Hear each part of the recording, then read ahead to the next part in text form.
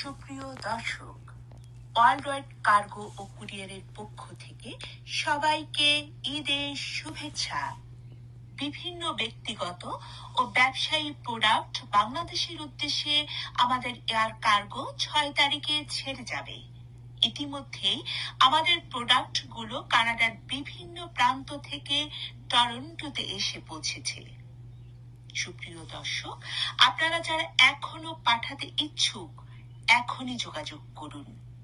Abdur Rahim, 3470 ড্যানফোর্ড avenue, স্কারবো, Toronto, Canada.